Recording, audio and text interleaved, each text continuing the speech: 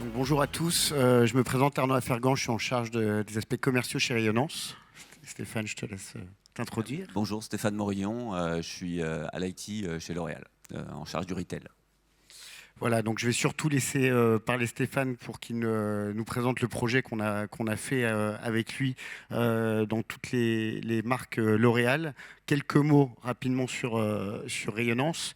Rayonnance est le leader aujourd'hui sur tout ce qui est mis en place de projets mobilité, notamment pour les vendeurs, avec on va s'occuper de l'ensemble d'un projet mobilité, que ce soit de la partie logicielle, en mettant en place les applications mobiles pour les vendeurs, et aussi au niveau matériel, pour conseiller le device, le fournir et l'infogérer.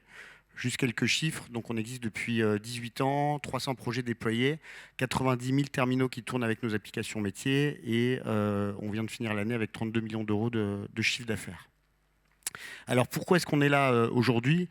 Comme vous le savez, hein, l'e-commerce a énormément changé les habitudes des clients finaux. Et lorsqu'ils vont en magasin aujourd'hui, ils attendent plus du tout la même expérience qu'il y a quelques années. Ils attendent que ce soit simple, que ce soit fluide, que ce soit rapide. Et que s'ils aillent en magasin, ils aient bien sûr plus d'informations et de services que s'ils sont sur leur smartphone ou sur leur site internet à la maison. Donc les solutions qu'on va apporter sont là pour vraiment aider le vendeur à apporter ce service au client. Donc, on fait de la mobilité vendeur depuis des années. Hein, on disait qu'on existe depuis 18 ans. On a vu ce marché muter. Au début, on faisait sur ces petits terminaux code à barre des applications métiers de gestion de stock, des inventaires, des réceptions, des transferts, du réétiquetage. Après, on a quelques clients qui nous ont dit tiens, on va mettre des smartphones, on va mettre des tablettes pour commencer à faire de l'aide à la vente ou de l'extension de gamme. Et aujourd'hui, ce qu'on voit maintenant depuis 2-3 ans, c'est qu'on va vraiment aller vers le vendeur augmenté. Chaque vendeur va avoir un device et avec ce device, il va faire l'ensemble de ses opérations au quotidien, que ce soit des opérations de back-office, de front-office, jusqu'à aller à l'encaissement mobile si nécessaire. Voilà, donc le but de ces applications, c'est de simplifier déjà le parcours du client. Donc il arrive en magasin, on sait tout de suite bien sûr s'il y a du stock ou pas dans le magasin ou dans d'autres magasins ou sur le web. On va aussi simplifier son acte d'encaissement. Et on va également enrichir le parcours client en lui donnant de l'aide à la vente et de l'information complémentaire. Donc là, on voit, voilà, ça va être un device avec un portail où on va mettre en place toutes les applications, que ce soit de la gestion de stock lorsque le vendeur est seul et qu'il n'y a pas de client et qu'il fasse rapidement ses opérations de back-office, ou dès qu'il y a un client, il va aller voir le client, l'identifier, faire du clienteling, aller maintenant même dans la valeur ajoutée pour aller communiquer via WhatsApp, WeChat ou autre avec le client, faire de l'aide à la vente, de l'extension de gamme, de l'omnicanal, et de l'encaissement mobile, et après avec son terminal également éventuellement faire du click and collect, du ship from store ou autre. Donc c'est vraiment un device par vendeur. Et pour terminer, voilà, on accompagne aujourd'hui un peu plus de 65 enseignes dans le retail, dans leur mobilité vendeur. Donc c'est des dizaines de milliers de terminaux. Et je vais laisser la parole à Stéphane qui va nous parler de tout ce qu'on a fait avec eux pour l'instant sur la partie back-office, sachant qu'on va travailler sur la partie front-office. Et si vous souhaitez voir d'autres cas front office qu'on va présenter tout à l'heure dans le workshop, n'hésitez pas à nous rejoindre. Je crois que c'est vers 10h50 en fin de matinée. Voilà, merci. Merci Arnaud. Alors, pour commencer, on va vous parler un petit peu de L'Oréal. Bien sûr, vous connaissez tous L'Oréal, leader mondial de la beauté, mais peut-être un petit peu moins sous l'angle retail, à l'image de Clarins, un concurrent, mais qui a des problématiques similaires. Donc L'Oréal, c'est un portefeuille de marques très large. Ça, vous connaissez peut-être un petit peu moins le portefeuille de marques. Donc très large portefeuille, toute gamme de produits, toute gamme de prix, ce qui fait que L'Oréal est aujourd'hui le leader de la beauté. Voilà, je vous laisse regarder un petit peu les marques, pas que des marques françaises, bien évidemment, des marques internationales, des marques américaines, des marques en Asie, dernièrement. Les réseaux de distribution, donc là, on rentre un peu plus dans le vif du sujet. Quand on parle de retail chez L'Oréal, essentiellement, on parle de ce qu'on appelle le retail direct, donc c'est nos points de vente en direct. On en a pour un certain nombre de marques, on va en parler un petit peu juste après. Mais ce n'est pas que cette partie dans le retail, parce qu'on a ce qu'on appelle aussi le retail indirect. C'est nos retailers qui proposent nos produits. Et il y a tout un tas de modèles différents qu'on peut avoir dans lesquels on va apporter des services C'est-à-dire même si L'Oréal ne vend pas directement aux consommateurs dans ses points de vente, on va apporter des services informatiques. Et on en parlera un petit peu par rapport à l'exemple qu'on va présenter tout à l'heure. Par rapport à ça, ce qui est intéressant, c'est le nombre de points de vente qu'on peut avoir dans le direct. Donc le direct, c'est vraiment nos points de vente en propre. On en a quand même 900. Alors c'est vrai qu'on n'est pas connu comme un retailer, mais on a 900 points de vente, une quinzaine de marques. Donc ça commence à faire dans 30 pays. Donc on peut se dire quand même qu'on n'est pas un petit retailer. Mais à l'échelle de L'Oréal, c'est sûr que ça ne représente pas une grande partie du chiffre d'affaires de L'Oréal. Donc on reste petit à l'intérieur de L'Oréal, mais quand même conséquent à l'extérieur. Ce qu'il faut savoir par rapport à ça, c'est le nombre de beauty advisors. On n'appelle pas nos personnes dans les magasins, on les appelle pas des vendeurs, on les appelle des conseillers de beauté, pardon. Et du coup, lapsus. Et du coup, il faut savoir qu'on en a quand même pas loin de 40 000 qu'on gère directement, dont 25 000 qui sont dans notre payroll. Donc, on a 25% de nos employés chez L'Oréal qui sont des conseillers de vente. Donc, on n'est pas un retailer, mais quand même, avoir 25 000 conseillers de vente à animer, on peut se dire quand même qu'à mon avis, on est un retailer. D'ailleurs, à mon avis, chez Clarins, vous en avez aussi beaucoup. Un peu moins, mais vous en avez aussi beaucoup.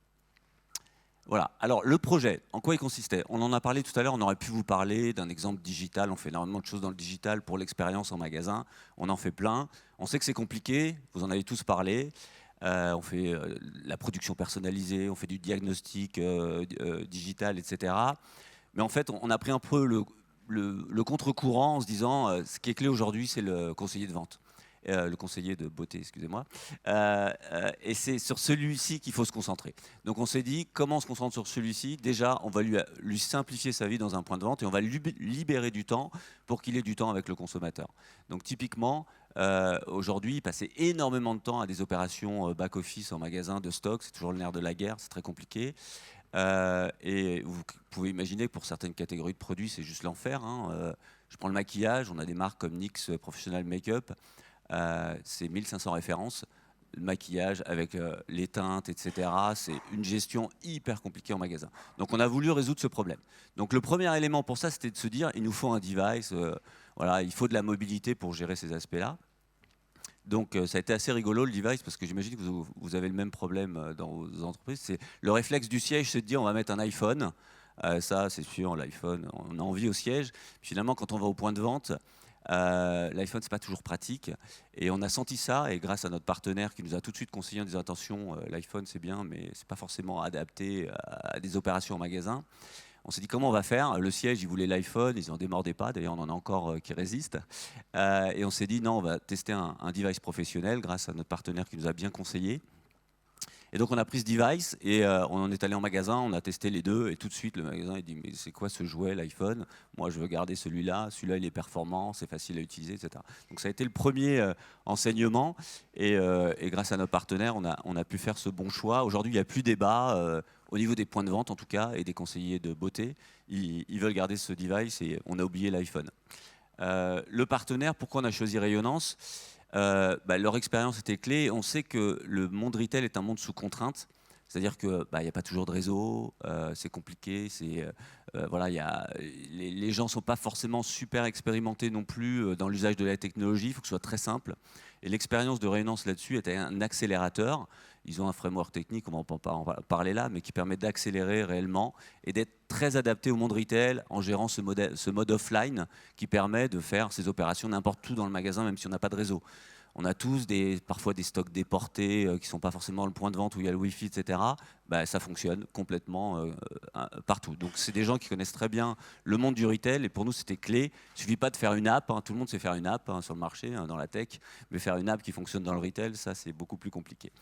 Donc voilà, un produit. Donc on a fait un seul produit. Pourquoi on parle de produit? On veut le voir tout à l'heure.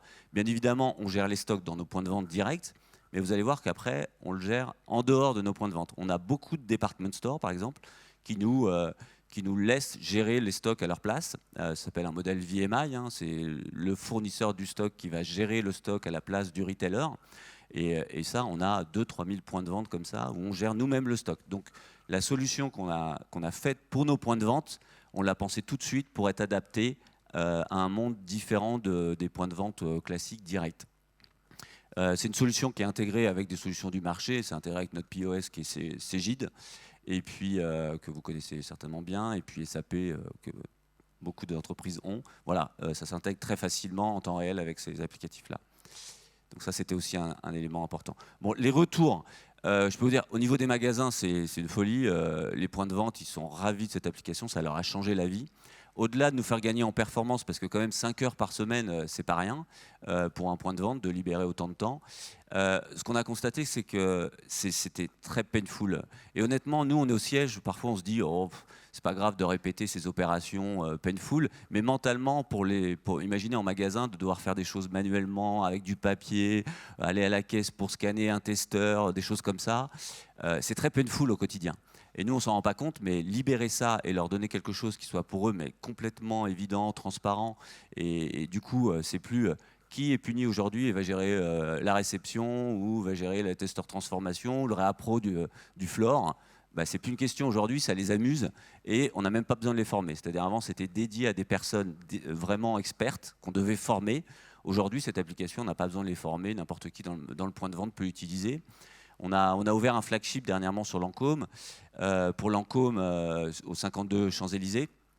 Et le store manager est un store manager très expérimenté qu'on est allé recruter à l'extérieur. Il a fait beaucoup de points de vente sur les Champs-Élysées. Et il trouvait que c'était la meilleure appli qu'il avait jamais utilisée. Donc merci pour ça à notre partenaire et à l'équipe qui a travaillé dessus. Donc on a gagné 5 heures, comme je vous disais. Et on enable un peu plus, comme on dit, la force de vente qui se sent un peu plus respectée et plus facile au quotidien, quoi, plus empowered, comme on dit. Voilà. Qu'est-ce que je voulais vous dire d'autre? Donc, comme je disais, on a commencé par les branded retail, ce qu'on appelle le direct retail, nos boutiques, mais on a tous ces autres modèles dans lesquels cette même application va nous servir.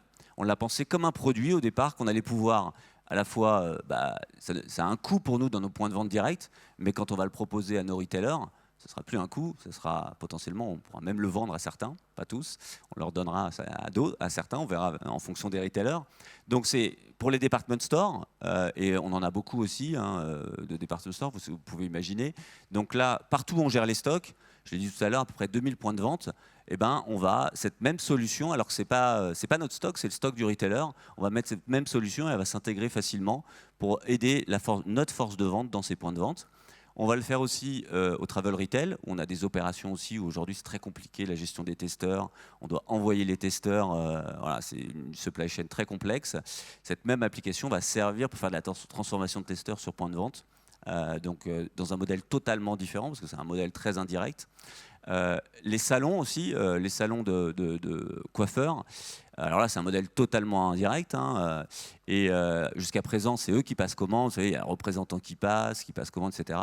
On rêve depuis très longtemps à faire un modèle où on ferait de l'auto-replenishment pour ces gens-là. C'est-à-dire, ne vous occupez pas du stock, on s'en occupe. Mais pour ça, il faudrait connaître la position de stock, etc. Donc, grâce à cette solution, on va pouvoir juste, avec un device, dans ces points de vente qui ne sont pas à nous, capter l'information et ensuite leur proposer des services de réassort, etc., en ayant la data. Donc, vous voyez, un simple service qu'on a démarré, on l'a pensé comme un produit qui pouvait s'insérer un petit peu partout.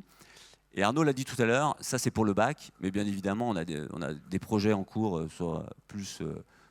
pour le consommateur, comme du ship from store, parce que vous imaginez qu'on a une problématique logistique où on fait du e-commerce, mais on n'a pas des entrepôts dans tous les pays pour toutes les marques.